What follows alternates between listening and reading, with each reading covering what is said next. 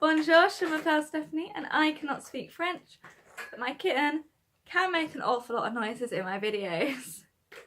Thanks for tuning in to another one of my videos. As you can tell from the description, we're going to be talking about pageants today and pageant interviews. Moving on to do more pageant related videos as it leads up to my pageant in November. First of all, apologies for the glasses. I've run out of contacts and I know you can see the light shining on them. Sorry about that.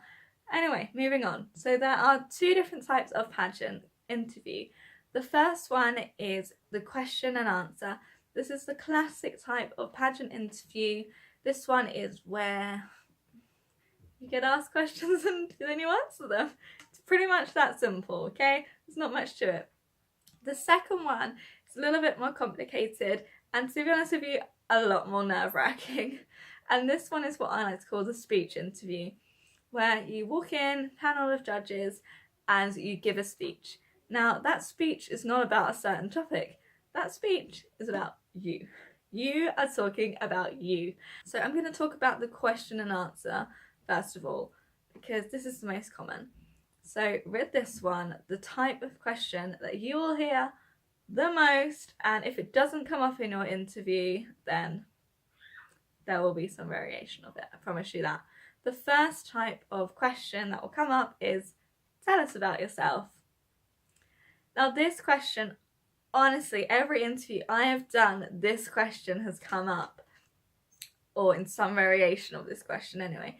And what the judges want to know here is not your name, your age, where you come from, who your mum is, who your friend is, who your partner is. They want to know about the nitty-gritty of why you have been competing for this pageant, what you have been doing as well. They want to know your advocacy. What is it that makes you special and makes you stand out? But in this question, they want to know about your charity work, about your volunteer work, about your appearances, why you have done them. What makes that charity so special, or that place to do an appearance so special? What is it that attracts them? What is it that makes it special to you? They want to know your advocacy. So my advocacies are, it starts with you campaigns, small changes that you can make to reduce your carbon footprint. The other one is the Making Waves projects, and that is about making waves in your community, doing small acts of kindness to make waves in your community. Please don't say, my name is Stephanie, I'm 20 odd years old and I'm from Cambridge and I'm representing Cambridgeshire. You've just wasted 20 seconds. This is only a 3-minute interview probably. Don't waste time. Don't shake judges' hands. I learned that the hard way. That literally took off 30 seconds of a 3-minute interview, and it took me 50 seconds to sit down because of that. So I only had 2 minutes to impress the judges. How I made top 10, I will never know with that interview. Awful. The next one, which comes up also a lot, why this pageant, or why this system? Now here's where you have to do a bit of research, which you should have already done before you even did this pageant. Okay, woo, that gets me strung up a little bit. So why this pageant? Why have you chosen this pageant? Why have you chosen this pageant, which normally will support this particular charity? So most pageants will support a particular type of charity that hopefully, or should, have something to do with your advocacy. If your advocacy is raising awareness and money for guide dogs, and they support the guide dogs charity, or perhaps a charity that is around eyesight, or perhaps they're supporting someone who is going blind or is dealing with some kind of eyesight injury, then yes, that pageant is for you. That's what you're supposed to be doing. And the pageant that I'm running with, you can support whichever charity you want, which is fantastic for me because I like to make waves and I like to do them in various ways, not just by supporting one particular charity, but by supporting events which raise money for different charities. I also did Miss Earth, and obviously Miss Earth is about reducing your carbon footprint, protecting the climate, etc, etc. Hence my It Starts With You campaign was perfect there, because that is my campaign, and my Making Waves campaign. It brings it all together into one big pile of awesomeness. Woo! Do your research. Why this pageant? What have the other queens done as well? That's another thing to look at. What have the other queens done? That way you can talk about what they've done and how you can use your title to do stuff similar to those queens. Anyway, next one. What makes you stand out? This is another question that is very similar to tell us about yourself. So here you really should be talking about what you're going to do after. So once you've won that title, what is it that's going to make you stand out? That's kind of really what they're asking here. They're not asking you to say what makes you stand out, well, I'm the only ginger here. That's not going to make you stand out. Well, yeah, it makes you stand out a bit, but that's not going to make you stand out in the sense to win a pageant. What makes you stand out is what charity work, what volunteer work, what part of your advocacy makes you stand out. Question that sometimes might come up, sometimes might not. Who is your inspiration? Who inspires you? Now, this question, please don't say your mum or your nan or your aunt, because that's very typical and we don't know a lot about those people as judges. What we would like to hear from is maybe perhaps a different pageant girl or some kind of celebrity that has run a campaign. So for instance, Emma Watson, she did the He She campaign.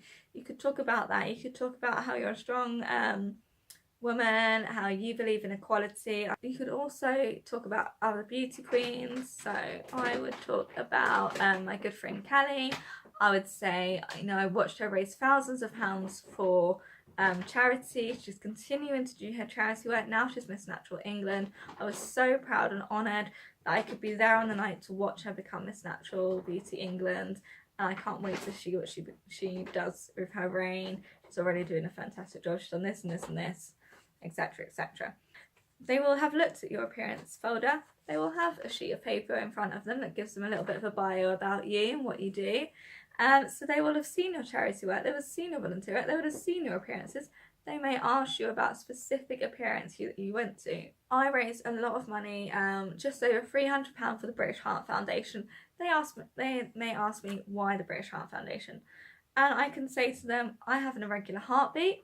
I'm so thankful and lucky that I don't have to take medication. I've never had to have any surgery. However, I am one of the very, very lucky ones. Vicky, I live in Cambridge, which has the Papworth Hospital, which is a heart specialist. And it's just raising money for the British Heart Foundation. I know that that money is going to go back into Papworth Community Hospital, and that money is therefore going to go into my community as well.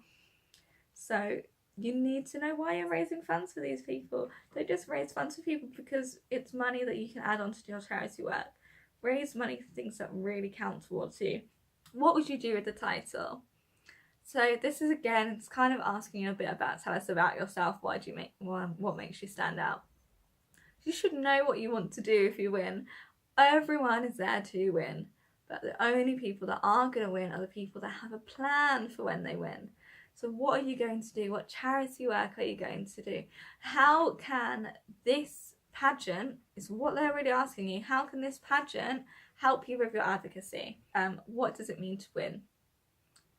Please don't say everything, because everyone would say that, and everyone, it means everything to them. Oh my gosh, if I won, I would probably cry for days. But I don't think that that's what they want to hear in the interview. What does it mean to win? You need to flip that question to what would you do with the title? So flip it, politics. Woo! We're in fun territory here. Politics. One of the questions that I think might come up in quite a few pageants in England and the UK in the next couple of years is going to be Brexit. Why Brexit? Because it's politics, it's everywhere, everyone has an opinion on it, and I mean everyone has an opinion on it. But if you are asking a question, answering a question about politics, you need to show both sides of it and give a small part of your opinion, but be sure to know that some of the judges will be people who wanted to leave the EU, some of them will be people who wanted to remain in the EU. Try not to show your opinion too much. These political questions are there to test you. They are difficult questions. They want to see how you're going to react to tough questions once you've won the title. because they don't want someone from the press asking you a tough question about Brexit and you going off in a tangent about it instead, and then not only is your name slated, but the Pageant system's name is slated as well. If we're going to talk about Brexit, you don't want to be saying, oh, these people coming in and taking our jobs, that's why I decided to leave, that's why I wanted us to leave. Or you don't want to be saying, oh, they made such a wrong decision, how could only 52% of people decide to leave, and that be like enough people for us to leave the EU, this is so stupid, this is going to ruin everything, la la la. Both terrible answers. You see how I did it on both sides of the situation though. So you want to answer the question with, you know, the UK public, we were lucky enough that we got to vote on this situation and we made our decision. The politicians are doing a fantastic job to make sure that we leave the EU with trade deals, with free movement, and with the ability to make sure that our farmers are taken care of for years to come. There you go. That is a non-political answer. Something like that. I literally just made that up on the spot, but I might use that. What else we got? That's it for the Q&A. So the second part is a bit more tough.